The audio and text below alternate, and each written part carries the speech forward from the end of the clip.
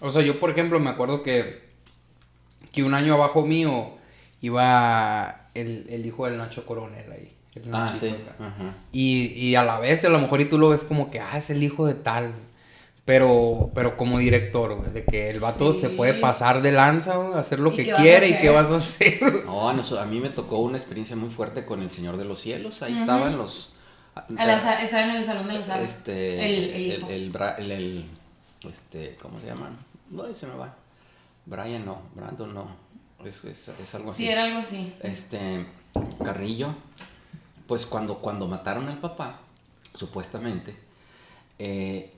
regresaban de vacaciones, ellos entraban a cuarto y sexto año, algo así, los niños, y se supone que habían matado al papá, y entonces el maestro el primer día les pone, digan que hicieron en vacaciones, y escribieron, ¿no? Y uno de ellos, el que le puso, estuvimos con mi papá y nos fuimos de viaje y todo, y todos sabíamos que... Y sí, te da cierto miedo. El mayor, ay, ¿por qué se me va el nombre? A la Sara iba en su salón y le regaló, o sea, como que el niño andaba atrás de la Sara, pues, y le regalaba cosas. Y mi mamá de que no le aceptes nada. Y un día, ya el chamaquito en secundaria, el más grande, Amado, se llamaba, igual que el papá, Amado Carrillo, tomaron lista y no estaba. Hijo de la fregada. Pues hablaron a la casa, porque siempre hablábamos. Oiga, pues que no sé, ¿por qué no se presentó el niño? No, pues yo le llevé y ahí lo dejé. Al chamaco, entonces imagínate movilizar todo ahí. Lo encontraron en un terreno baldío, estaba así en cuclillas el niño. Trauma, no sé, todas las fregaderas que pobre chamaco no habrá tenido que vivir. Sí. Finalmente me tocó hablar con la mamá. Me imagino que es una de tantas de las que tenía el Amado. Y yo creo que se pasó, de los 15 minutos que estuvimos ahí, se pasó 14 llorando. Y luego, para empezar, entró un fulano, ¿verdad? Así, guapetón, ¿verdad? Porque ella también estaba muy joven. Pero alto así. Le dije, nada más usted, señora, pase.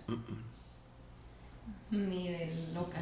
No, él no me dijo ella. Él. Él fue el que me dijo, nada más hizo así. Entramos los dos, pues pásele. Ahí. Y ya empezamos a platicar y, no, mira, lloraba la señora. Jovencita, tendría unos 29 años. Ajá, 29 años. Pero así de eso que no podía hablar. Imagínate la tensión que tiene esa gente en donde está metido. Sí, claro. O sea, todo el tiempo, o sea, no estás a gusto nunca, yo creo. No. Y total, ya decidieron sacarlo a los niños y respiras porque dices tú. Y ahí estuvieron, pues, tuvimos varios de los buenos ahí. Pues uno de los, ¿qué sería? Nieto de Caro Quintero, el Caro, no sé si te tocó. En primera secundaria le regaló el papá, me imagino. Que tenía una lobo gris. Una lobo. Llegaba a la secundaria así. Así. A la secundaria, pues. Con una lobo. Vivía ahí en Capistrano, iba 2 años abajo que yo. Y chiquito, pues. Mi primera secundaria. Entonces, se ponía, el vato manejaba, porque mi hermano no sé por qué un rato se juntaba con ellos. Y se ponía así de que te doblas el pie, güey, así para poder ir arriba del asiento. Así manejaba, güey. Y dice, no, hombre, pasa por nosotros y todos así porque el asiento... Sí, ahí sí, imagínate un error que tengas con esa gente, pues. Y una vez llegó un señor y me dijo, oiga, yo conozco a todos los narcos de por aquí, ¿quiere que les diga cuántos tiene aquí? No, mejor si no sé nada. No, le dije. Porque me imagino que hay unos muy evidentes de otros que... Fíjate, una vez que estuve con la PGR, te digo, hay broncas más fuertes, les saqué yo el tema y les dije, oiga, ¿cómo está la cuestión del narcotráfico aquí? Maestro, no se preocupe, me dice, en todas las escuelas, en todas, hay hijos de narcos, en todas. Y refiriéndose a las escuelas particulares, dice, no crea que los narcos quieren que sus hijos estudien ahí. No, y están en toda la sociedad, casi como están ahorita en México. Sí, pues sí. Tremendo. Sí, yo cuando vivía en Metepec también como que había un chorro de familias que en mi escuela tenían a sus hijos, pues, o sea, pues también del carpintero, alguna, hace muchas. Sí, aquí, y todos sabíamos, todos. Una chamaquita Beltrán, de los Beltrán Leiva, nos tocó, llegaba que era, creo que se puso en una planilla para reina. No, para sociedad de alumnos. No. Le faltó traer un circo, nada más. Le faltó traer un circo, ¿no? Así. Trajo tacos, haz de cuenta, no me acuerdo ahorita, pero trajo tacos, hot dogs. Y luego todavía le trajo a los maestros, a todos los maestros, les trajo comida especial a todos ellos. No, es para que te des cuenta. O gano. Sí.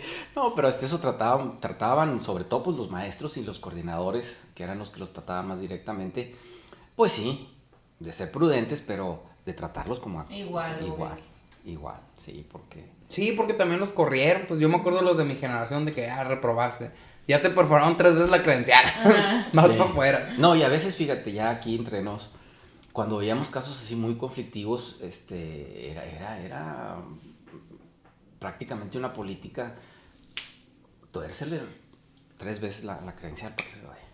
Pues sí. Porque eran muchachos muy conflictivos y a mí me tocó recibir hijos de políticos que te decían o entra, ¿verdad? Porque te hablaba fulano de tal y fulano de tal y del gobierno y de allí del patronato y pues los tenías que recibir. Sí. Y de repente recibías cada tipo ahí, una vez eran delincuentes, pero eran hijos de un político que estaba muy arriba. Afortunadamente, uno de ellos fue una semana y ya no regresó. Y uno, creo que fue un día, ya no regresó. Pero eran hijos de políticos muy encumbrados de aquí, que ya estaban fichados. En la prepa. En la secundaria. En la prepa, sí. Incluso ya eran grandes ellos. Entonces yo les decía ahí a los de patronato, oye, no fregues. Pues es que no podemos decirle que no, porque viene de mero arriba. O sea, de mero arriba del gobernador. Pues ni modo. Sí. Entonces decía, pues, ¿sabes qué? A la primera le tuerces la credencial a la primera, a la segunda, luego, y a la tercera, va para afuera. Sí, ya ni le das aviso, ¿no? Pero afortunadamente, también de esa vez, nos salvamos porque, te digo, fue un día y el otro, yo creo que ni la semana fue. Y ya, porque los investigamos y, oye, fulano. No, sí, ya estaban fichados, los dos. Sí, yo me acuerdo de raza que yo estaba en la prepa y de repente de que no, que tiene un Viper. Un morro de prepa, cabrón, así de... Pero duraban poquito, era lo... O sea. Sí, pues es que cuando se pone de moda un colegio, en este caso, como en su tiempo fue el Regis, ¿verdad? En su tiempo fue el Regina, en su tiempo fue el CDI Alfaes, pues todos quieren ir ahí.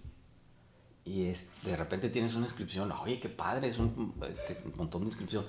Pero hay mucha gente que entran los hijos, no porque sean buenos, sino por palancas. Sí, pues sí. Y entonces ahí tienes que, pues ni modo, pues tienes que recibir a toda esa raza. Y ni modo que les digas a todos, oye, no lo quería recibir. Te tienes que callar ahí. Sí, pues. Sí, pero en fin. ¿Para qué buscar conflicto, no? Es muy interesante. Siempre, y pregúntale a cualquier maestro, la vida en la escuela de un día a otro es muy diferente. O sea, nunca te aburres. Y siempre se quieren pelear todos. O sea, o es generacional eso. No, mira, está estudiado. Hay una parte, nosotros sobre todo los hombres, pasamos por el periodo de la testosterona. La mujer lo pasa también, pero se da en primavera. Entonces, los pleitos nosotros los teníamos, lo que era las vacaciones de Semana Santa a fin de año. ¡Zum! Yo pensaba que estaban arreglando broncas de Kino. No, las mujeres, me tocó mujeres, de pleito también, y pues se te hace muy feo, muy desagradable. Yo les decía, oye, qué desagradable. Fíjate, una vez, a una muchachita, el chamaquito le dijo a la maestra, mi compañera me dio dinero para que aventara de las escaleras a la compañera. Así de película.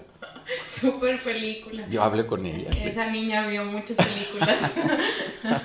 Y luego, ¿qué tanto le daría? 20 pesos, no sé qué sí, tanto. Pues. Pero. Súper novela. Ajá, pero en los hombres, sí, en los hombres es típico, ¿eh? En esa temporada, los pleitos eran diarios, pues. Y más cuando los tienes sin nada que hacer. Por eso para nosotros se nos dificultaba tanto el fin de año, porque la secretaría decía, es que tienen que salir hasta el 25 de junio, hasta finales de julio, que esto y que lo otro. Y yo muchas veces me peleé en la secretaría, oigan, a ver, ¿qué vamos a hacer? Ustedes son los primeros que me ponen a mí en conflicto o las escuelas, porque piden las calificaciones para el 1 de junio, sobre todo los de tercero de secundaria, sexto de primaria. Entonces tenían que presentar los exámenes en mayo, a más tardar la primera semana de junio. Y seguir yendo.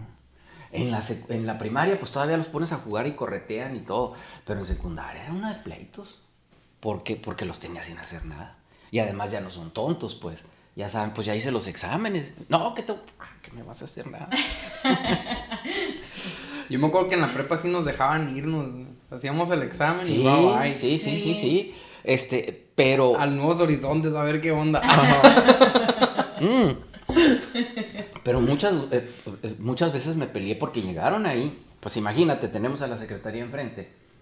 Entonces veían y no faltaba quien echaba el chisme, porque también hay esa rivalidad a veces entre una institución y otra. Yo creo que si me fueron a visitar unas 5 o 6 veces, fueron pocas. Llegaba y se presentaba con un oficio y me decía, señor director, venimos a preguntar por qué sus alumnos no están en clase. Entonces, pues yo ya sabía. Entonces, los que se iban eran los que no tenían materias reprobadas, y los que se quedaban eran los que tenían materias reprobadas y la ensayaban con los maestros. Ahí están, pásele. ¿Quién le dijo? No, pues es que tenemos una queja. Ok, no me va a decir quién le dijo, ¿verdad? Pero la escuela no está vacía, la escuela está trabajando, ahí están los maestros y todo. Pero entonces ya yo entraba al otro lado y le decía, a ver, ¿cómo quieren que nosotros tengamos a los alumnos si no tenemos elementos para tenerlos aquí? Ya me he arrancado. Pero el año que entra, al siguiente año... Y para mí era lo mejor acá, de que pues ya van a hacer los exámenes finales y luego como yo siempre estaba nadando, pues entonces me levantaba a las 4:30 para ir a nadar. Y te volvió solo. Iba a la escuela acá y hacía el examen y a las 10 de la mañana acá. Sí, es que y además es lo mejor. Lo mismo me pasaba con los maestros. Los maestros se tienen que presentar a tal fecha. ¿Y a qué se van a presentar? Pues a preparar clase. Ya la traen preparada. Tienen 10 años dando el binomio cuadrado perfecto. Así es. Entonces, ¿para qué vamos a estar Entonces, aunque venían las indicaciones y incluso en algunas ocasiones, es que ya lo puedo decir ahorita, el patronato también, no, que los maestros, yo soy el que estoy enfrente de los maestros, ustedes no están al frente de los, ustedes no saben cuál es la dinámica, que muchas veces así pasa con mucha gente de fuera, ¿verdad?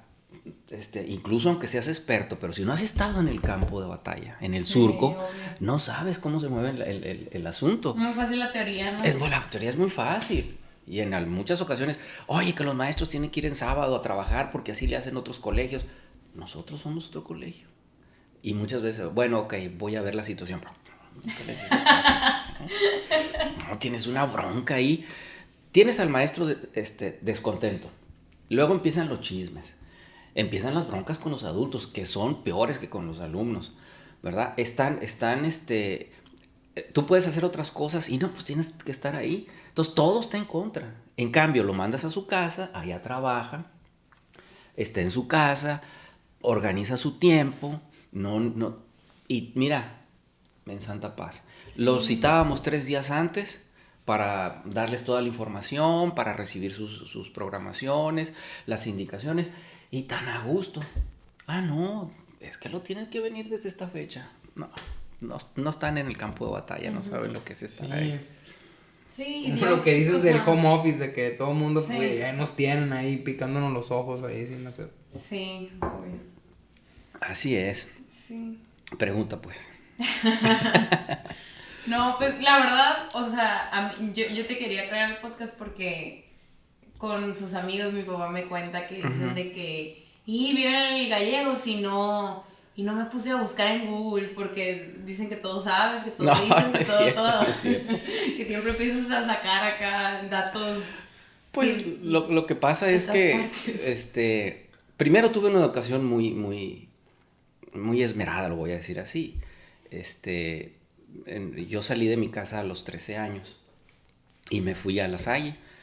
Entonces estuve 3 años en León haciendo la secundaria, estuve 2 años en Saltillo haciendo la preparatoria, estuve 1 año y medio en Lagos de Moreno haciendo el noviciado, estuve 3 años y medio en Monterrey haciendo la universidad y estuve, ¿cuántos años? 4 años, ya ejerciendo como maestro lasallista. Pero en ese intervalo te inculcan mucho la lectura, o sea, estás en un grupo que es un grupo que te va a preparar para que tú seas educador. Entonces, evidentemente que la materia prima es el conocimiento. Entonces, desde que estaba yo chico a los 13 años, nos daban clases de teología, nos daban hábitos de lectura, hábitos de, te lo puedo decir ahorita, como de subsistencia, ¿verdad? Porque yo aprendí a cocinar, aprendí a lavar, aprendí desde cómo tiendes tu cama, cuáles son tus horarios. Yo recuerdo que me decían, hasta ir al baño, tú lo puedes regular. Y sí es cierto, sí es cierto, te lo puedes decir por experiencia. Entonces, tienes una educación muy cuidada y además que te dan mucho. Cuando eran vacaciones, se hacían patrullas y nos íbamos un mes a la sierra. Y ahí había 2 veces a la semana que te entregaban frijol, arroz, carne, papas, todo crudo. Vámonos al cerro. Yo me acuerdo que la primera vez que estuve ahí bueno, había otros que ya sabían más que tú y empezabas a aprender. ¿Y eso en qué época fue? En la secundaria. ¿En la secundaria? Sí, desde la secundaria. O sea, ¿tú quieres ser padre o cómo? No es padre, es religioso, es una congregación religiosa. Okay. Haces tus votos de pobreza, castidad y obediencia, ¿verdad? Y el servicio a los pobres en la educación, ese era un voto extra que teníamos nosotros. No te puedes casar, bla, bla, bla. Entonces, hay un periodo en el cual tú haces tus primeros votos. Bueno, después de ahí, de secundaria, que era un internado y que empezaban a darte toda la información. O sea, en la primaria te dicen, ¿vas o no vas? Sí, en la primaria, mira, yo me acuerdo que cuando tenía, ¿qué sería? Unos 8 años. Yo una vez le dije a mi mamá, yo quiero ser sacerdote. Wow. Y sí, mi mamá, me acuerdo que se quedó callada y creo que me dijo, Dios quiera, mijito, Dios quiera. Pero yo tenía 8 años. Entonces, cuando entro yo a La Salle, pues yo no sabía que eran religiosos. ¿A mí qué? En 6º año me toca un lasallista, un hermano lasallista. Entonces, pues ahí empezó y pues como que me brotó otra vez el deseo. Porque además yo veía, fíjate, te lo voy a decir así como lo pensaba de niño. Híjole, el domingo es el día que los sacerdotes más chambean, ¿verdad? Y es cuando me gusta ver el fútbol y cuando me gusta salir. Y yo decía, no puede ser. Y cuando vienen los hermanos se me abrió el mundo, ¿verdad? Uh-huh. Entonces, yo fui con mis papás y le dije, papá, pues, yo sí quiero probar a ver si soy capaz de esto. Y mis papás inmediatamente, o sea, nunca mis papás dijeron, no, mijito, piénsalo. No. Wow. Entonces, fue mi maestro allá a la casa y ellos platicaron ahí un buen rato. Es un desprendimiento muy duro, porque imagínate, pues estás bien chiquito, dejar a tus papás a los 13 años. Yo recuerdo que la primera semana yo lloraba todas las noches, y todos mis compañeros, uh-huh. Porque éramos como 80 los que llegamos a convivir ahí, y los nuevos, pues nada más se veía en la noche, así, porque sí sientes, es un desprendimiento muy duro. Y cuando iba a mi casa la primera vez, que fui a mi casa. Porque cuando sales la primera vez, pues haz de cuenta que vas de fiesta. Mamá, y mi mamá llora y llore, y se fue mi abuela y todo. Fue la segunda vez que yo vi llorar a mi papá, cuando yo me iba. Y se te hace, o sea, de niño no entiendes muchas cosas. Y ahorita de viejo lo entiendo. Pero ver llorar a mi papá, no puede ser. Pero yo iba de fiesta. Ya me fui. Yo duré 2 años sin ver a mi familia. 2 años. Porque no se permitía ver a la familia sino hasta 5 años después. Cada 5 años. Pero en ese tiempo fue el Concilio Vaticano II y vinieron las reformas. Entonces ya dieron permiso. Entonces, después de 2 años, o sea, yo fui a ver a mis padres cuando estaba en tercero de secundaria, cuando iba al final de segundo de secundaria. ¿Y esos 2 años qué? ¿Teléfono o qué? Muy poco, pues eran las cartas nada más. Y las cartas las leía el director. Obvio. Todas las cartas, o sea... ¿Y en qué ciudad estaban? En León, Guanajuato. En León. Pero estábamos en un internado, no salíamos. Si tú me dices, oye, ¿conoces León, Guanajuato? ¿Qué tal la Plaza del Zapato? No, en alguna ocasión salimos, nos íbamos a nadar a un colegio lasallista y a veces nos íbamos a pie por todo el malecón. Pues eso de lo que me acuerdo, así, pero no salíamos. O sea, era un internado, haz de cuenta que ese sí estabas ahí metido en el internado. Los zapatos, cuando necesitabas, le dabas el número de tus zapatos al hermano, ¿verdad? De tu casa mandaban dinero y tú le decías, tú no traías dinero, todo el dinero estaba ahí. Te llegó dinero, si te llegaba un bulto, por ejemplo, que muchos te mandaba tu familia dulce, sobre todo en Navidad o el día de tu cumpleaños, todo se repartía. Y había una vitrina ahí en el comedor en donde, por ejemplo, te mandaron una lata de chiles porque te gustaban mucho los chiles jalapeños encurtidos, ahí iba. Y cuando el director quería, iba, la abría y se repartía para todos. Así era. Entonces, pues ya empiezas a tener una disciplina y una visión del mundo diferente. De ahí pasamos a la preparatoria. La preparatoria estaba en Saltillo, que también se llamaba postulantado. ¿Y no había niños que desertaran? Muchos. Incluso me tocó uno que se saltó la barda y se fue. Uno de Chihuahua. Llegó en la tarde. Y pues tú dices, probablemente no estaba bien enterado, ¿verdad? Y llegó en la tarde. O los papás lo metieron. Sí, y al otro día, cuando fue, te ponían a un amigo, un compañero, que ya tenía tiempo ahí y le llamaban el ángel de la guarda para que te dijera, mira, así cuelgas tu ropa, vamos a hacer esto. Aquí, tu guía, pues. Ándale, haz de cuenta. Y al otro día va su ángel de la guarda y no está. Y la cama está tendidita. No, hombre, un susto, me acuerdo que traían los hermanos. Entonces a hablar a Chihuahua, porque era de Chihuahua. Oiga, fíjese que pasó esto, no encontramos, ya está aquí, dijo. Se fue, quién sabe cómo. Se fue, se fue a la central, agarró un camión y se regresó a Chihuahua. O sea, en menos de 24 horas, ya está en Chihuahua. Ya había ido. Sí, y incluso había algunos que tú veías, no debería estar aquí. No debería estar aquí. Pero la mentalidad de los religiosos era, Dios tiene sus caminos. Entonces, ya a menos de que hicieras una barbaridad, que algunos sí hicieron alguna barbaridad, entonces, ¿sabes? Hablaban a la familia, ¿sabe qué? Pum, pum, va para afuera. Entonces, de ahí pasamos a la preparatoria, que se llamaba postulantado, porque de la preparatoria pasabas al noviciado.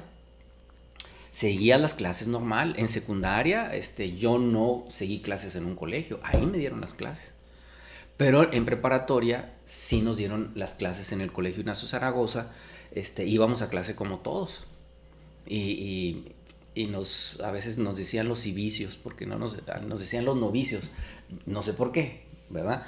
Pero a veces nos decían los civicios, porque alguno que otro que fumaba por ahí, una cosa de esos, ¿verdad? Pero todo normal. Ahí me tocó mi primera clase con mujeres. Y es un encuentro muy tremendo, porque sí. 3 años sin ver una mujer. Sin ver una mujer. No, 3 años, sí. Y entonces dijeron, vamos a hacer un experimento y trajeron 5 chamacas, ¿verdad? No, pues te enamoras de las 5. Te enamoras de las 5, ¿verdad? Pero uno muy, pues eran, nos decían, tú ya sabes, estás aquí porque renuncias a eso. Pero pues estás despertando la sexualidad y estás despertando, o sea, esa parte sí llega a ser difícil. Sí. Sí, aparte cuando renunciaste a eso ni siquiera lo conocías no, realmente. No lo conocías, claro que no. Es más, estás en la época de guácala a las niñas. Ajá, de que eso mejor si no vuelvo nada. De guácala a las entonces, niñas, guácala, qué rico, 5 años después. Entonces ya después de eso, pasamos al noviciado. El noviciado estaba en Lagos de Moreno. Ahí, si tú quieres, tomas el hábito.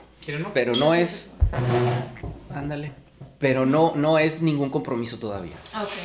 O entonces, sea, hasta ahí sigue siendo, te puedes ir mañana. Te puedes ir mañana. Entonces, ya en esa, tomas el hábito y se le llaman los primeros votos, que no son los definitivos, pero te puedes ir el día de mañana, como te digo, no hay problema. Ahí estuvimos 1 año y medio. Ahí sí es mucha, pues prácticamente es pura teología la que estudiamos. Y ya un poquito más a fondo, eran otros tiempos en los que te tenías que aprender muchas cosas y luego de repente te exigían mucho y la teología no es fácil.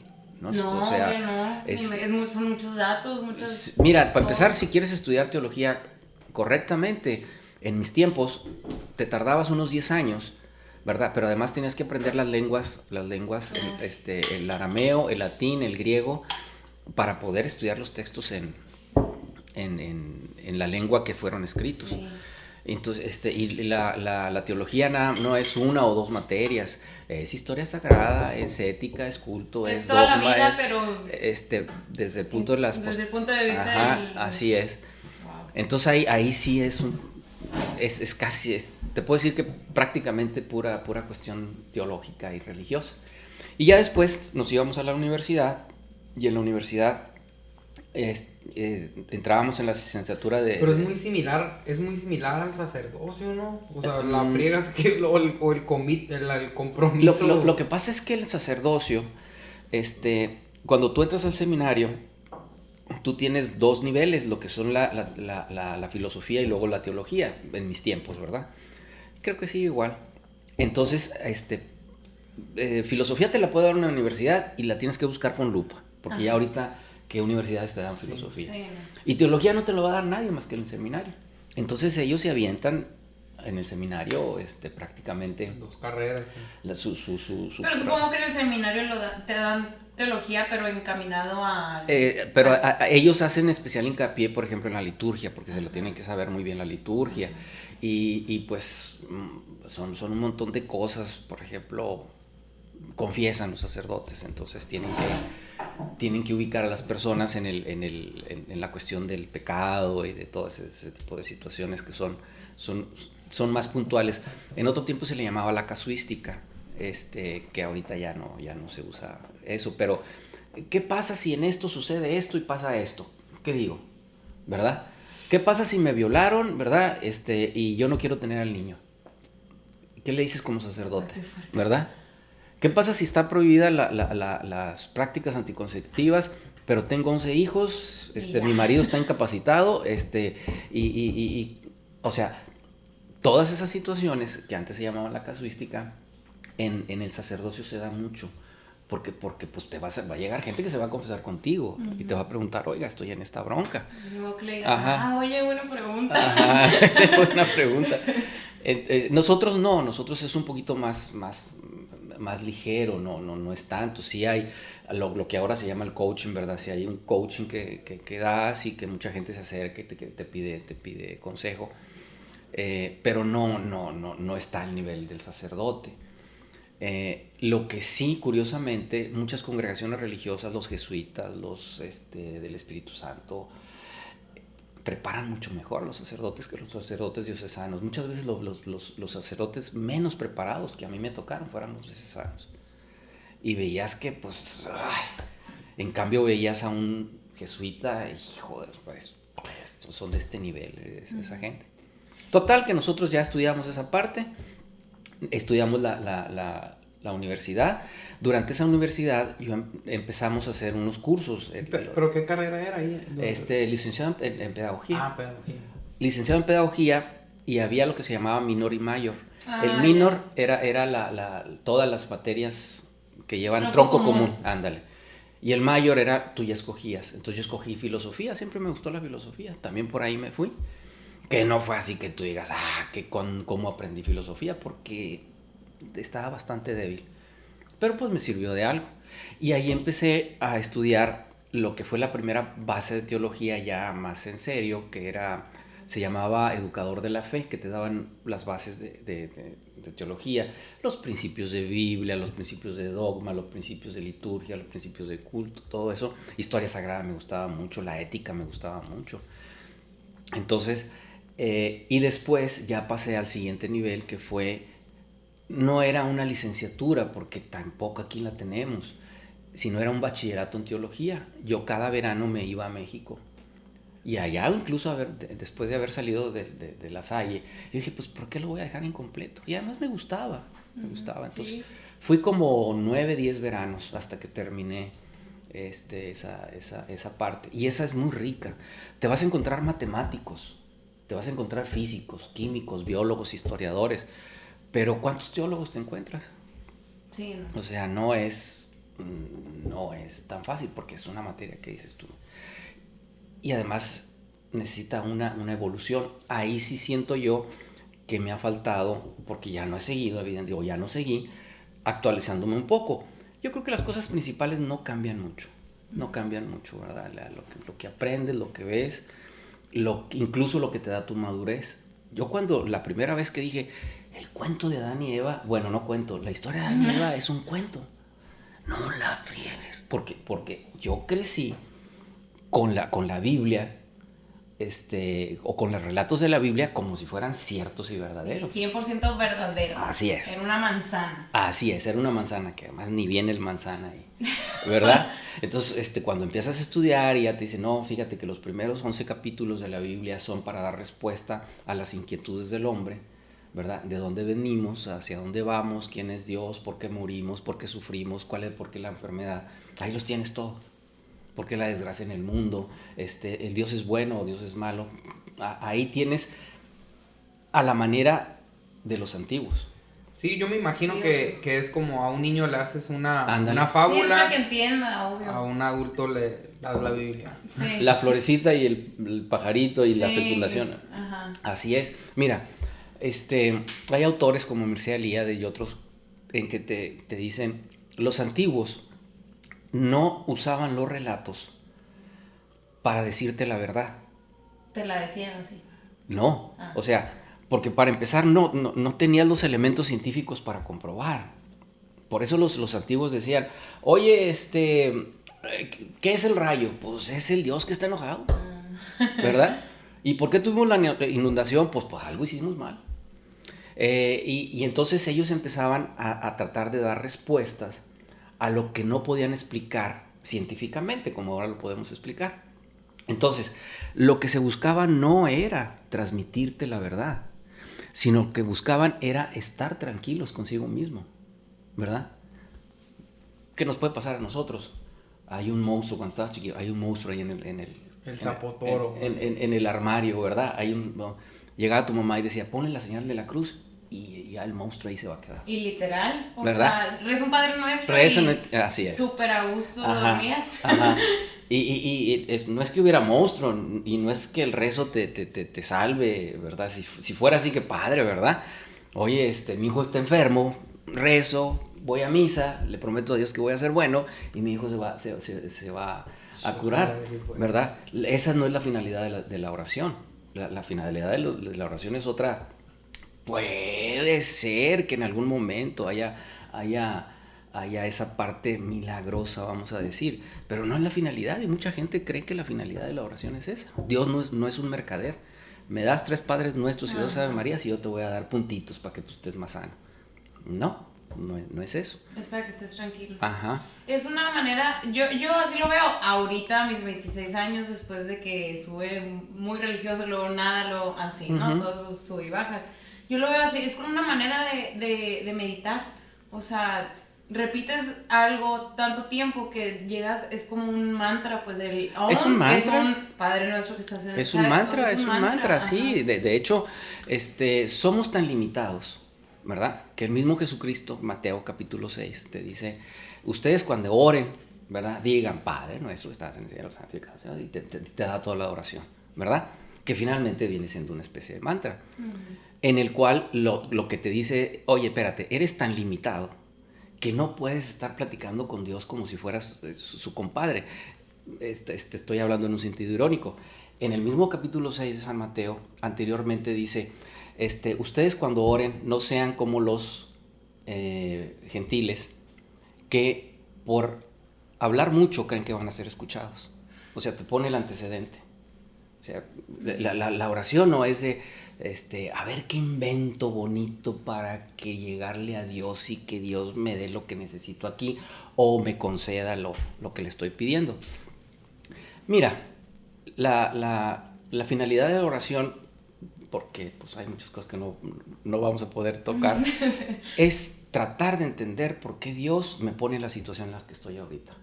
Esa es la finalidad de la oración. O sea, si tú vas a la oración, porque además, ya me metí en esto, es en el capítulo 6, en el 7, donde dicen, no se preocupen por qué es lo que van a comer o por lo que es lo que van a beber, ¿verdad? Porque Dios sabe que necesitan de esas cosas para vivir. Preocúpense mejor por el reino de Dios y su justicia y todo lo demás se dará por añadidura. O sea, ¿qué le vas a pedir a Dios que no sepa? ¿Qué le vas a pedir a Dios que el Dios que nosotros, de los cristianos, que es sabio, poderoso, lo que tú quieras, no sepa? O sea, Dios no quiere que te preocupes por eso. Lo que sí quiere que te preocupes es por cuál es el sentido de tu vida en el mundo en este momento.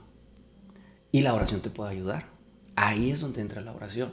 Porque la oración no es ni para comprar favores, ¿verdad? No es ni para quedar bien con Dios. No es para hacerte sentir que eres mejor que los demás, porque entonces te estás doblando totalmente el camino. Entonces, pues todo eso es una parte que vas aprendiendo, pero además que vas madurando. Hay muchas cosas que yo maduré.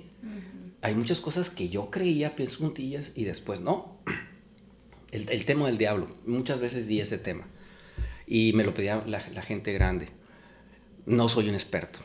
Pero pues hay alguna lecturilla ahí me aventé.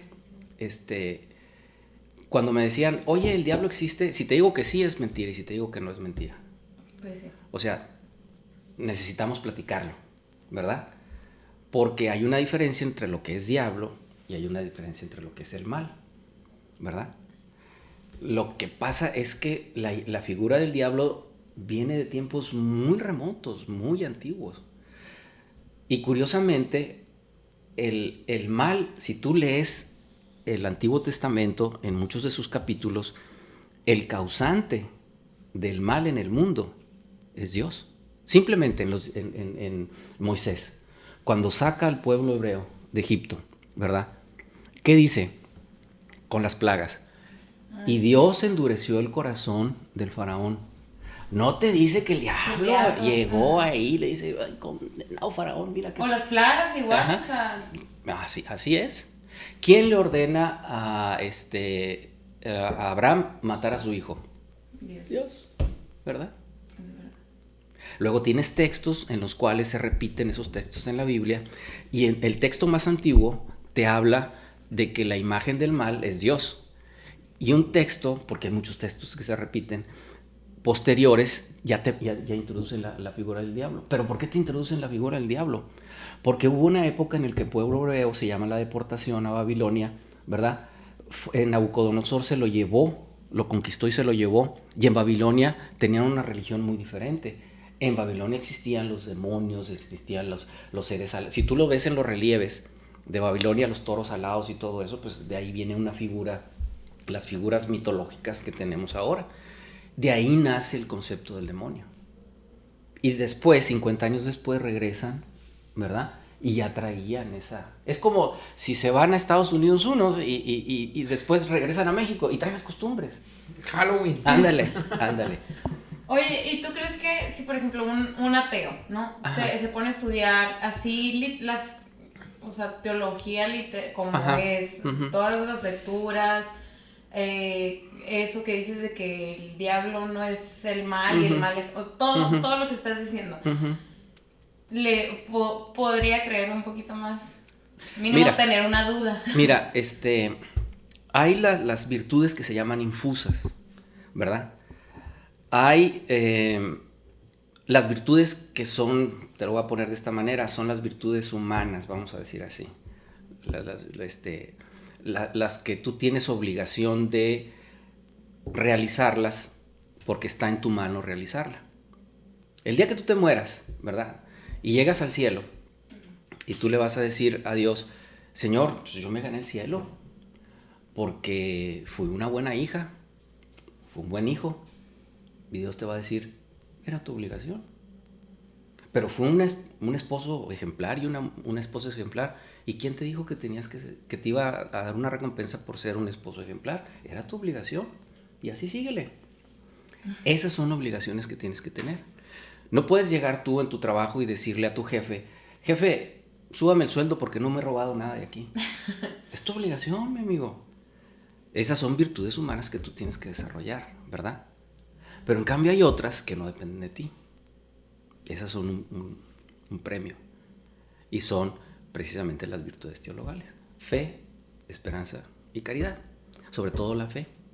Tú no puedes ir a una farmacia a comprar fe. Tú no puedes ir a la iglesia y decir, Señor, fíjate que me está bajando la fe, auméntamela.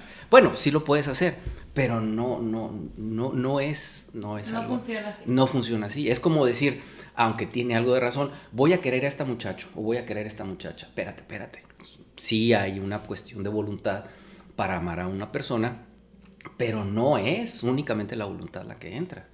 O sea, tiene que haber otra serie de situaciones para que se dé un enamoramiento o para que realmente tengas una relación amorosa con una persona. Entonces aquí es lo mismo. Yo tengo amigos, tengo ex compañeros que se hicieron ateos. Acaba de morir uno, que él dijo, las misas no las quiero, no quiero nada.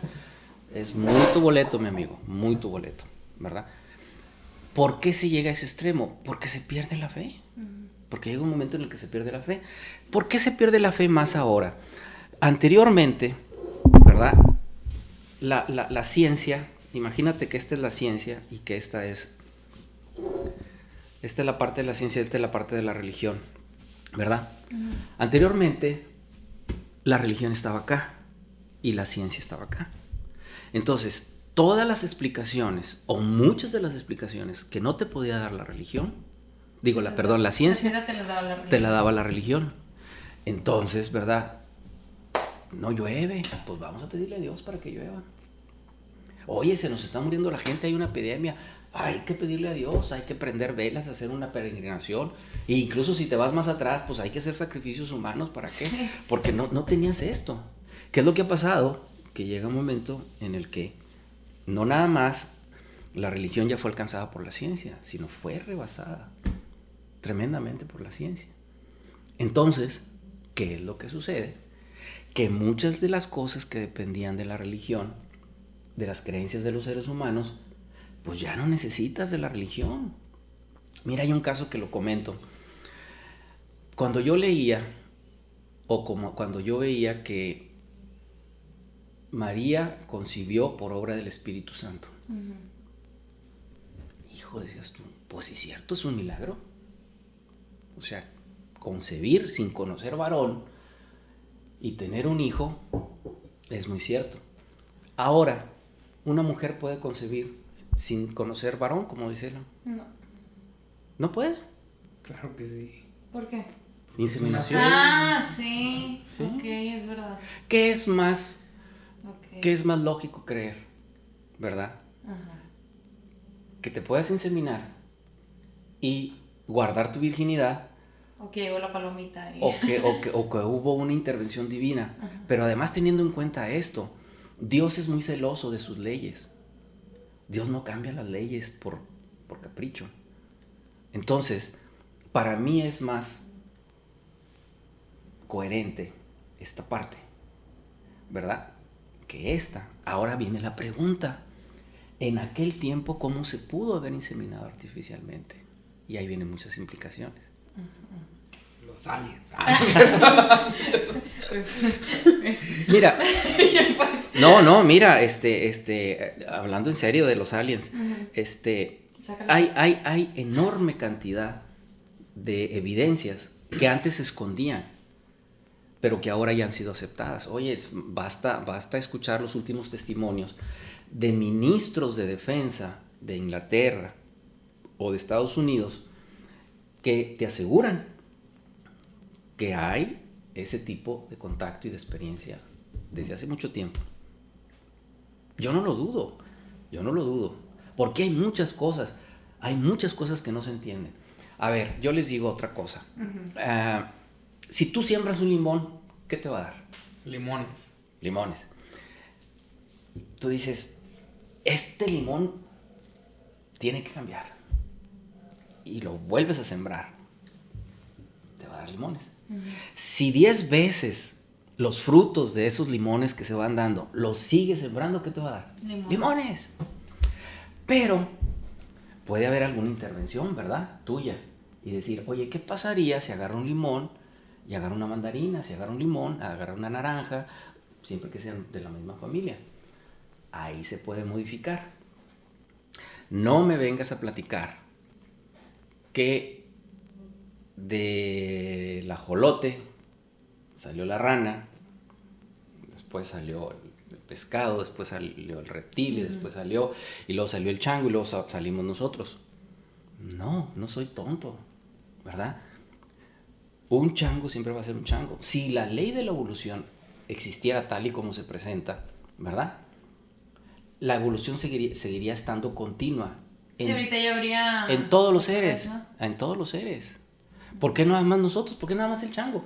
Pero tiene que ser este chango, ¿verdad? El orangután no, y el otro, el gorila tampoco. O sea, hay cosas que tú dices, ¿cómo puede haber en este mundo una raza blanca, una raza negra, una raza roja, una raza amarilla, ¿verdad? ¿Qué pasó? ¿Qué pasó ahí? ¿Cuál es lo más lógico? A ver, ¿en dónde entra mejor mi proceso racional? Y me dice, este proceso racional es más lógico que este otro proceso racional. Si yo estoy viendo que si siembro un limón, siempre voy a tener limones, a menos de que haya una intromisión, ¿verdad? Uh-huh.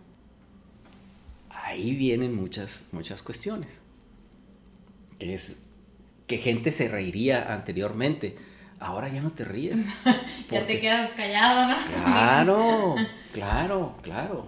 Es esa parte. Entonces, tomando la parte de la religión, ¿qué es lo que ha sucedido? Que todas esas respuestas que te la daba la religión, ¿verdad? La ciencia ya se está adelantando. En la última revista de National Geographic, la última que habla sobre el espacio, creo que es de hace 4 meses, trae un artículo que se llama No estamos solos. Sí. ¿Sabes cuántos planetas, prácticamente comprobado, se tiene nada más en nuestra galaxia que son mundos como el de nosotros? No, ¿cuántos? No tengo idea. Creo que son 40,000. ¿40,000? Si no como el de nosotros. Ajá. Pon tú que me equivocara y que fueran 4,000. Estoy casi seguro que son 40,000. Pon tú 4,000, igual es un chorro. Pon tú 4. Pon tú 4. Así es. Saben ustedes muy bien que en nuestra galaxia hay alrededor de... Los más bajitos dicen que 200. Unos dicen que 400 y otros dicen que está un poquito más, porque hace como unos 10 años se descubrió un brazo nuevo de nuestra... ¿sí? Entonces, imagínate lo que son 400,000 millones de soles, 400,000 millones de estrellas. Nada más en nuestro sistema solar, ¿cuántos planetas tenemos? El otro día vi un tuit de que bueno, los microplanetas, nanoplanetas. Nanoplanetas, los planetas, los que son satélites. Sí. Y curiosamente hay lunas que son mucho más grandes que la Tierra, por ejemplo, los planetas. Bueno, matemáticamente, nada más saca la cuenta, ¿verdad? Serían un mundo. Porque además los planetas no los podemos ver. La única manera de verlos es cuando, por la fuerza de gravedad, que cambian su trayectoria, ¿sí? Por la fuerza de gravedad, que así fue como descubrieron, Einstein descubrió muchos de los aspectos del espacio curvo y todo eso. Entonces, ahí va a ser algo muy especial cuando nosotros descubramos que algún día va a ser. Porque yo sinceramente no pienso que estamos solos no pienso que somos yo tampoco. Es muy difícil ya a estas alturas. Es muy egocéntrico, o sea, como viendo toda la Vía Láctea, piensas que nomás nosotros. Así es. Y entonces ahí va a venir un choque muy, muy, muy fuerte. Porque imagínate que te encuentras con un ser viviente que vive en otro planeta, con una tecnología mucho más avanzada, y que tú llegues y le digas, ¿qué religión tienes? ¿Verdad? Y que tú le preguntes, oye, Jesucristo también vivió y murió allá con ustedes. ¿Qué posibilidades hay que se dé eso? Ay, qué fuerte. Nunca lo había pensado. Y así con todas las religiones, ¿no? Ajá. Así es. Mira, bueno, ya, es que son temas muy amplios, pero Cuídate, tío. si se dan a leer un poquito del origen del cristianismo, ¿qué es lo que pasaba? La tradición fue tradición oral. Por ejemplo, si tú hubieras nacido en tiempos de Jesucristo, no había nada escrito. Entonces todo se pasaba por medio de tradición oral. Incluso tú decías, mi papá es fulano y el papá de mi papá es sutano, bla, bla, bla, bla. Por eso en el capítulo 1 de San Mateo viene la genealogía de Jesús. Y ahí te dicen Abraham, Isaac, Jacob, Judá, y luego Fares, Serrom, Aram, Aminadab, Nazón, Salomón. Ahí te da todo. Son 14 generaciones, 14, 14 y 14. ¿Por qué dices, oye, qué bien las tenían? Sí, las documentaban, pero muchas de ellas eran aquí. Sí. Entonces, ¿qué pasa cuando la tradición oral es únicamente oral? Es un teléfono descompuesto, ¿verdad? Yo no dudo, Eso nos querían enseñar en la escuela, con el teléfono descompuesto. Y más si, no sé, si yo veo algo que después no existe o que después no les toca a mis hijos y se los cuento, ellos lo van a asociar con lo que ellos conocen, ¿no? O sea, y lo van a repetir según lo que ellos conocen, no con lo que yo realmente vi. Simplemente lo que tú le vas a platicar a tus hijos de tu familia, Ajá, va a estar matizado, ¿verdad? A lo mejor, por decir, a nuestros padres. Yo, en un momento de mi vida, que no me tocó, pero pues me imagino, podía haber llegado a estar enfadado de mis padres, ¿verdad? Enfadado de mis padres. Pero conforme vas viviendo, vas madurando, y sobre todo si tomas el rol de padre o de madre, pues lo que nos dicen siempre, ¿verdad? Es cierto, qué razón tenía mi padre y mi madre. De ese adolescente joven que un día quiso renegar de sus padres, al papá, mamá, después de 20 años, ¿verdad? Se tamiza mucho la relación. Entonces, las cosas buenas tendemos a hacerlas muy buenas, y las cosas malas tendemos a olvidarlas, a dejarlas, a relegarlas. Eso que tú le vas a transmitir a tus hijos puede distar mucho de la realidad de lo que tú viviste. ¿Por qué? Porque ya es una tradición oral lo que tú les estás dando. Entonces, en aquel tiempo así era. ¿Qué pasa? Los 3 primeros siglos del cristianismo fueron muy difíciles. Muy difíciles. Es más, las figuras más importantes, después de Jesús, evidentemente, pero los que realmente marcaron fueron Pablo y San Pablo y San Pedro. Pero imagínate, no había iglesia.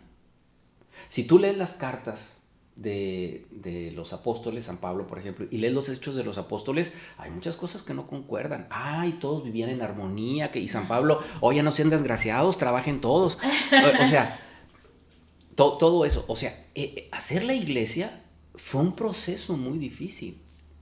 No tenías... ¿Quién te decía que tenías que seguir determinados cánones? ¿O quién te decía cómo te tenías que comportar en determinadas? Eso se fue dando poquito a poco. ¿Qué pasó con la figura de Jesús? La figura de Jesús únicamente aparece en los evangelios y en los escritos sagrados. Pero además, los primeros escritos se perdieron. Se reescribieron después. Entonces, ahí ya te dan una imagen ¿Cuáles fueron las primeras herejías? No, Jesús no fue Dios. Otros decían, no, Jesús fue puro Dios. Toda esa problemática. Se dijeron, hay que juntarlos a todos. No, Toda esa problemática, no te preocupes, aquí la pongo. Ese anuncio, ¿no? Sí. Lástima que... Se cayó. No hay problema. Otra Pale Ale también. Sí. Otra marca, pero del mismo estilo. Ajá. Bueno, todo esto para decirles que el proceso de creer o no creer es la parte teológica del ser humano. Es difícil. Sí. Yo visualizo también con esto yo le explicaba esta parte que se me hacía muy, muy importante. Hay muchos que no creen en Dios, ¿verdad? Y que tendrán sus razones y a lo mejor sí. A mí se me hace difícil porque simplemente mi cerebro me dice, por más perfecto que sea un aparato, ¿verdad? Nunca va a ser más perfecto que un cuerpo, que un ser vivo, que una planta. Es una de las tesis de la existencia de Dios. Esa cámara, ¿verdad? Es más perfecta que mi ojo, ¿no? Bueno, esa cámara no puede haber en el espacio un lente y después lo que tú quieras, y se fueron ensamblando, apareció una cámara. Pues es más fácil que eso suceda a que nada más por azar se cree un ojo. Simplemente por eso. Y ahí hay otras tesis, hay como 90 tesis. Bueno, total. Mucha gente no cree en Dios, ok, no crees en Dios, perfecto.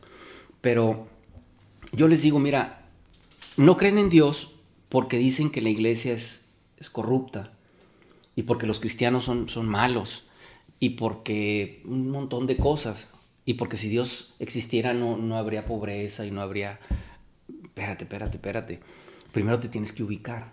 Imagínate que hay 3 círculos concéntricos. En el primero, tú estás ahí en el centro.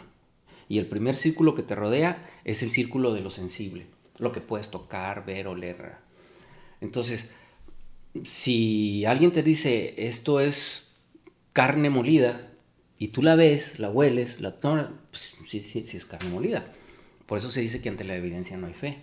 Entonces ahí, la persona que mejor maneja la evidencia es la persona que mejor convence a los demás, ¿verdad? Esa parte. Así muy rápido, porque se extiende mucho esa parte. Estamos hablando de la religión y de Dios. El segundo círculo es el círculo de la razón, ¿verdad? En el primer círculo basta tú que presentes la evidencia. ¿Esta cerveza está fría? No está fría. Tócala. La toca. Sí está fría. Ya, no necesitas de más. Pero en la parte intelectual, que es la parte de la filosofía, que es la parte de la teología, ya no es tan fácil, ¿verdad? Fíjate que el que se porta bien va al cielo. ¿Y cómo? ¿Qué evidencia tengo? ¿Verdad? Fíjate que si haces los 7 viernes y vas a comulgar, te vas a morir en gracia de Dios. ¿Quién me lo dice? Fíjate que Dios es la Santísima Trinidad, el Padre, Hijo y Espíritu Santo. ¿Cómo ¿verdad? Entonces, esa parte ya, el que maneje mejor los razonamientos es el que va a tener ventaja, ¿verdad? La filosofía, el que una mejor los argumentos, es el que te va a convencer y es el que va a tener ventaja. Pero todavía existe un tercer círculo más lejos, que es el círculo de las realidades que no vemos ni podemos comprobar. Si Dios existe, ¿cómo es Dios? Porque nosotros hemos hecho a Dios a nuestra imagen y semejanza. ¿Quién te dice que Dios quiere que nos matemos a golpes? Y eso lo hicieron los cristianos, los cristeros, digo, los cruzados, y lo siguen haciendo los muchos musulmanes y los... Yo, en mi sano juicio, yo no puedo pensar en un Dios que permita que en su nombre se mate, que permita que en su nombre se robe, se viole, ¿verdad? Se le haga daño a los demás. Más bien nosotros hemos creado un Dios a imagen y semejanza nuestro y lo seguimos haciendo en muchas ocasiones. ¿Por qué voy a misa el domingo? Híjole, porque pues, ¿qué tal que me muero y me voy al infierno? ¿Verdad? Hay mucha gente que sí lo piensa. Sí, claro. ¿Verdad? La mayoría, yo diría. Ajá. O hace mal pero lo voy a compensar. Sí, yendo... que hago mal, pero voy a misa. Voy a ir a misa todos los días. Sí. O sea, ándale. Ese no, finalmente no conocemos a Dios.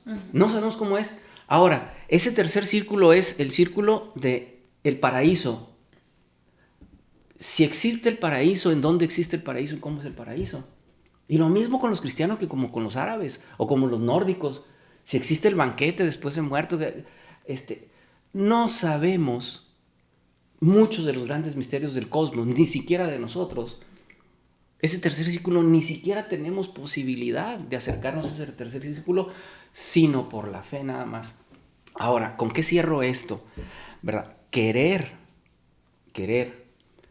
calificar o descalificar una creencia o una religión, ¿verdad? Por el primer círculo, estás mal. Porque en el primer círculo está lo que se ve, lo que se ve. ¿Y qué ves en los hombres? ¿Y qué ves en las instituciones? Ves que somos limitados. Ves que somos imperfectos. Yo hace mucho dejé de creer del pecado original. Yo siempre he luchado que el pecado original, volvemos otra vez a esos primeros capítulos del Génesis de la Biblia, en donde se da una explicación para estar tranquilos, ¿verdad? Es que Dios expulsó a Adán y Eva del paraíso porque se portaron mal. ¿Y yo qué? O sea, ¿y por qué me metes a mí en ese rollo? Más bien, mi reflexión de muchos años es, yo veo que soy imperfecto. Y veo que lo que yo construyo es imperfecto. Y que lo que el hombre construye es imperfecto. Y que si el hombre hace una asociación, esa asociación no va a ser perfecta. La iglesia no es perfecta porque está creado por hombres. Y los hombres son imperfectos. Cuando tú dices, es que yo ya dejo de ser cristiano porque los sacerdotes son una bola de violadores, porque la iglesia tiene mucho dinero, porque los cristianos en México matan, roban, violan y todo, y van a misa el domingo. Oye, espérate, estás calificando, ¿verdad?, el segundo círculo por el primer círculo. Eso lo tendrías que calificar con tu mente. A ver, ponte a estudiar cuál es la filosofía. ¿Qué decía Gandhi? Gandhi decía, yo admiro el cristianismo, pero no puedo estar con los cristianos. Ajá. Rechazo a los cristianos. Eso es precisamente. Pues por eso mucha gente no cree en la iglesia, ¿no? Así es, pero... Porque es hecha por el hombre. Pues, sí, pero son cosas diferentes. Okay. Es cosas diferentes. Es como, a ver, te lo voy a poner. ¿Crees en el matrimonio? Sí. Dime un matrimonio perfecto. Mi papá y mi mamá. Es broma. No, pues no hay. No hay. No hay. Dime qué iglesia es perfecta. Ninguna. Ninguna. ¿Qué asociación del mundo es perfecta? Ninguna. Y todas las subs del cristianismo yo creo que surgen por eso, ¿no? Mira, hay que hacer una diferencia en lo que es secta y religión. Sí, yo no sé la diferencia. Las religiones, vamos a decirle universales, que serían el judaísmo, el cristianismo, el islamismo, incluso la iglesia anglicana, porque todas esas tienen las mismas bases. Tienen determinados principios. Primero, utilizan valores universales. La figura más importante es un ser supremo, que en este caso es Dios, ¿verdad? Tienen escritos perfectamente bien, pues te voy a decir elaborados, pero autentificados y que no van en contra de esas leyes universales. Hay una jerarquía que no depende de los caprichos de un líder. Esos serían en términos generales. ¿Cuáles son las sectas? Las sectas es todo lo contrario, ¿verdad? Caprichos de un líder número uno. Ándale, no se manejan con principios universales. O si los dicen, no los ponen en práctica. Tienen a un líder manipulador. No tienen claras sus principios o sus escritos. Son muy manipulables, ¿verdad? Por ejemplo, las asambleas son explotados. Y así te das cuenta cuál es la diferencia entre una religión y una secta. Yo una vez leí que decía, la diferencia entre una religión y una secta es que el líder en la religión está muerto y en una secta sigue vivo. Pero sigue vivo porque eso podías decir lo mismo por el Papa, ¿verdad? Bueno. Lo mismo Pero pues realmente el líder es No, sí, pero por ejemplo, ¿cuántas sectas se muere el líder y el hijo sigue? Sí. O incluso hasta la esposa. Okay. Entonces, aquí la cuestión es que se manipula, que se aprovecha. Ahí tengo el folletito y yo se los he comentado. Cuando yo estudiaba, nada más en Texas había 400 sectas. En Texas, en Estados Unidos, 400 sectas. Y todas esas sectas explotan a la gente. También yo les platico, una vez me tocó estar en el desfile de las rosas, ahí en California. Y nos fuimos muy temprano porque teníamos que agarrar lugar y nos dijeron váyanse temprano. Qué bruto, yo creo que, no te miento, si hubo alrededor de unas 25 grupos de personas que se acercaron.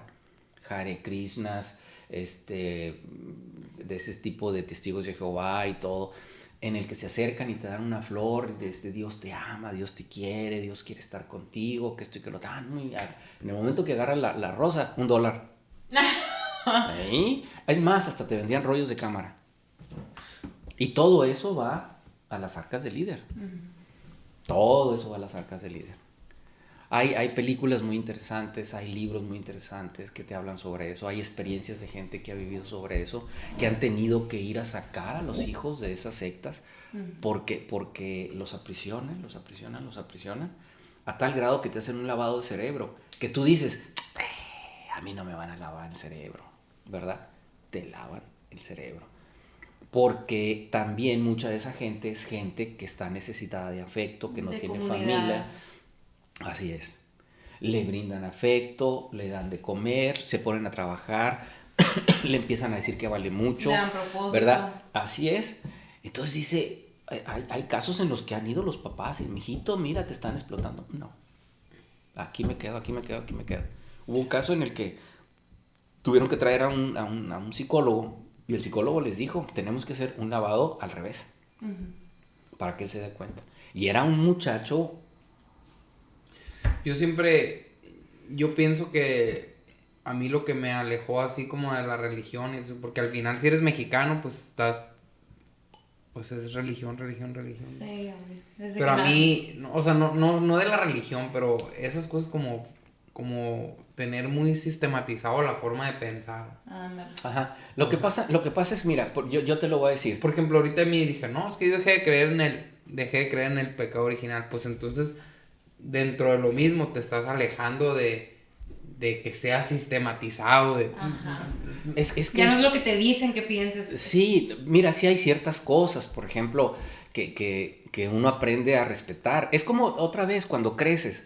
Cuando estabas chiquito, lo que decía tu papá, lo que decía tu mamá, te obligaba, era ley. Creces y ya puedes platicar con tu papá, puedes platicar con tu mamá, le puedes decir, no mamá, no me gusta esto. O tú me dabas de comer esto y no me gustaba, yo me lo comía porque tú me decías que era bueno, ahora no quiero. Esa parte se tiene que madurar. Mira, ¿cuál es uno de los problemas más fuertes? No nada más en esta, en muchas de las religiones, que a veces hasta las sectas nos ganan, que dejamos de educarnos después de hacer la primera comunión. ¿Cuál fue la última educación que tuviste? O la primera comunión, o la clase de formación humana si tuviste la escuela, a la cual muchas veces no fue la mejor clase de formación humana, porque también te la dio una persona que no tenía la preparación. Hablando de eso, yo fui a Crisma, se llama, en Brasil, ¿no? Pero eran mexicanas, del Opus Dei, Legionarios de Cristo. Y fui como 2 años y a mí me encantaba. Yo estaba muy, muy metida en eso. Y hasta hablé con mi consagrada y le dije, ¿sabes qué? O sea, yo quiero ser consagrada. Y quiero mínimo mientras para ver si es para mí, quiero irme de voluntario, porque a veces te vas de voluntario y haces todo eso, ¿no? Y vives con las consagradas para ver si realmente te gusta. Y me dijo, no es para ti. No te vayas. Y ahí o sea, se me cayó el mundo, ¿no? De que cómo me está, o sea, y yo ahí capté, la verdad sí lo capté en ese momento, ¿no?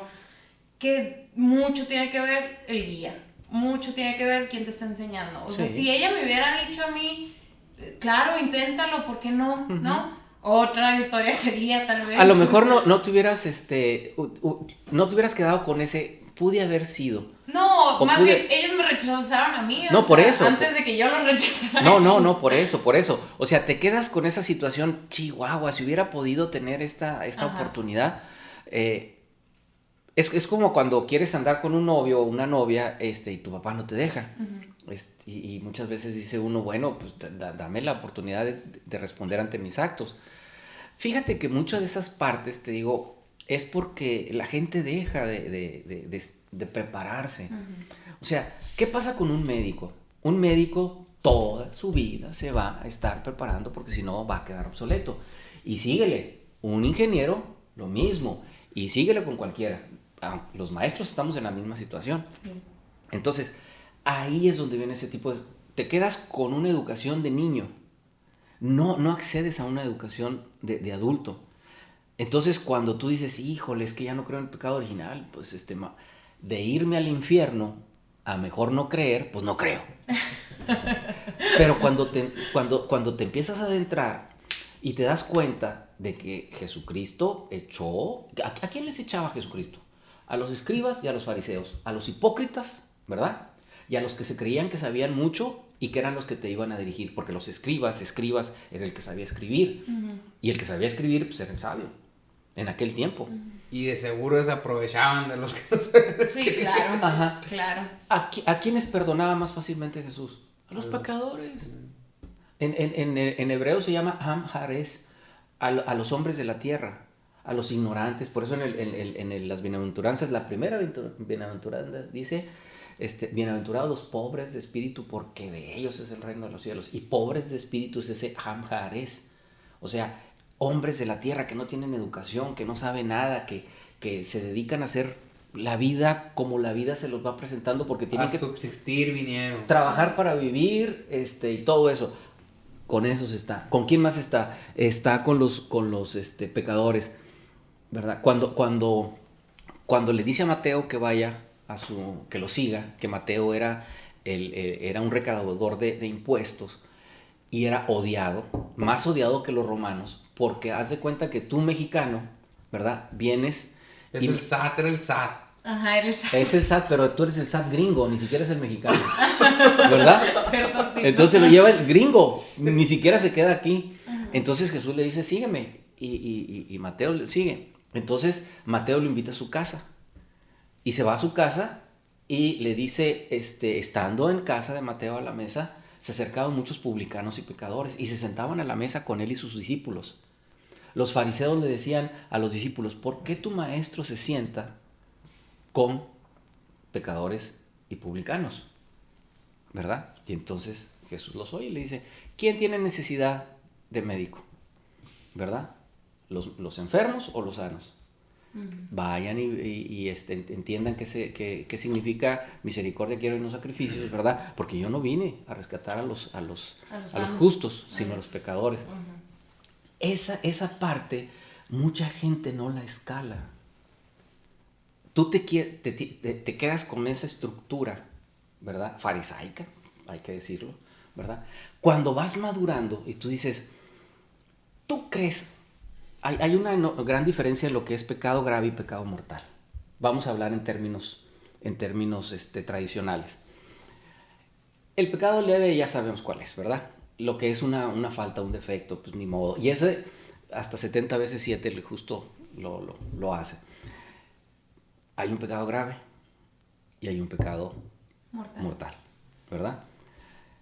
¿Qué es el pecado grave? Aquel que te lesiona gravemente tu espiritualidad por las consecuencias que tiene contigo y con los otros. Cuando tú insultas a una persona de corazón y le haces un daño enfrente de todos, ese es un pecado grave. ¿Por qué? Porque está rompiendo con la regla principal del evangelio, que es ama a tu prójimo. O al menos no lo friegues, ¿verdad? Ajá. Pero le causas un daño. Y ese daño le da a la persona, ¿verdad? Le golpea a la persona y te golpea a ti. Una de las faltas que casi no confiesa la gente es hablar mal de las personas. Uh-huh. Y es una de las cosas más graves. No, mira la Karen. Calma, cuidado. Porque yo la vi. Te siembran la duda, te meten la cizaña, te hacen... Ese es un pecado grave. Y muchas veces nosotros no lo decimos. ¿verdad? ¿Cuál es el pecado mortal? El pecado grave es porque lo cometiste una vez. Entonces, ahí también hay que entender la confesión, pero bueno, no, para no desviarnos mucho. Pides perdón a Dios, en el momento que puedas vas y te confiesas, no pasa nada, ¿verdad? Hay ciertos pecados que tienes que restaurar. En el caso de hablar mal de las personas y otros se dieron cuenta o fue en público, tú tienes que ofrecer una disculpa pública. En el caso del robo, si tú robaste, no puedes ir a nada más y decir, padre, me confieso que robé unos 3 milloncitos, ahí le pasó, ¿verdad? Porque ya tengo. No, mijito, tú tienes que devolver el dinero, si no, no se te perdona el pecado. Qué padre, ¿verdad? Yo voy, robo, me confieso, rico aquí y rico allá. No, hay ciertas faltas que tú tienes que reivindicar ante los demás. Entonces, en este caso, se da una vez. Puede ser ira, puede ser gula, puede ser maledicencia, ¿verdad? ¿Qué es eso? Incluso matar, puede ser matar. Te echaste un fulano, hijo de la frega, pues bueno, ese socialmente es muy grave. Pero finalmente fue un acto. ¿Cuál es el pecado mortal? Hacerlo hábito. Así es. Tú vas con el padre y dices, oye, se va a casar mi hija, padre, me confieso que tengo un amante, y pues quiero comulgar porque pues están todos los, ahí. Mijito, ¿vas a dejar al amante? Pues no. Hasta va a ir a la boda. Pues ahí lo va a tener de mesera para no perderla de vista. Ahí es la que canta en el grupo. Ahí te das cuenta. Entonces, ese sí es una falta que sí. Si entramos en el terreno de la espiritualidad, el primero es muy entendible. Alguna vez incluso puedes cometer la bestialidad de pegarle a alguien, una mujer, o a veces la mujer al hombre, ¿verdad? A veces puedes cometer el error de robar, pues no sé, se me fue la mano, se me hizo fácil, pero pues ni modo, ya fue una vez en mi vida. No, pues estaba casado y me metí con una morra ahí, pero pues ya la dejé, ya no hubo ningún problema. La cosa cuando ya se vuelve ese hábito, ahí sí, es mortal, y yo lo entiendo en este sentido, hay un sentido muy tradicional. Insisto, no porque te vayas a ir al infierno, porque ya eso es hablar de otra cosa, sino porque tu propia personalidad se va desgastando. A ver, si tienes un amante, ¿cómo eres con tu esposo o tu esposa? Cambia radicalmente. Entonces, ya empieza una situación que te empieza a deteriorar y empieza a deteriorar el entorno que tú tienes alrededor, ¿verdad? Si tú te acostumbras a robar, vas a hacer que los demás de abajo sean tus cómplices y de alguna manera van a estar robando también junto contigo. Y entonces tu ambiente se va a ir deteriorando.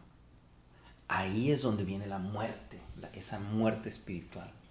Porque tú no puedes ser feliz cuando estás en una situación como esa. No puedes estar feliz cuando tú estás robando y dices, ay, qué padre, duermo tan tranquilo. No es cierto. Siempre habrá algo que te va a estar diciendo. Y siempre va a haber algo que te dice, ¿cuándo me van a cachar? ¿A qué horas me van a agarrar? Imagínate. Entonces es una desintegración de tu personalidad, de tu espiritualidad y de los que están alrededor. Por eso es mortal. Si quieres, cámbiale de nombre, pero eso es lo que va a suceder. Ya empieza a afectar toda tu vida. Claro. Bueno, tío, muchas gracias por venir. Nos gustó mucho tenerte. Ya se acabó. Sí, ya se acabó. Yo creo que nos echamos 2 horas, ¿no? Mira, lo apagamos y seguimos platicando, no importa. No, yo qué gusto. Digo, y tomamos este tema y salió un poquito al... que yo hubiera pensado que iba a ser educación, pero pues también... No, estuvo muy bien. Yo a eso te traía realmente. Sí, es muy amplio. Pues imagínate, ¿cuántos temas hay? Si nos pusiéramos a hablar de la creación, del pecado, del demonio, de Dios, de... Sí, ahorita ibas diciendo cosas y yo quería aportar, pero dije, no, mejor que... No te quería cortar No, mejor que hablar del que sabe. No, pues mira, te digo, no le llego a los talones a mis maestros, porque pues fueron personas muy, muy, muy, muy eruditas y muy... pero pues lo que vas estudiando es lo que te va dando la vida. Y ¿sabes qué? No dejar de meterte. Me sigo metiendo a esos temas. De hecho, ahorita estoy pero estoy leyendo sobre el cristianismo primitivo. Porque sí, dices tú, ¿cómo se creó la iglesia? Entonces, pues qué difícil, porque no tenía nada. Sí, no. No tenía nada, o sea. Es como Amway. Como llegó a tantos lados. Sí. Está bien, cabrón. Y fin de la transmisión.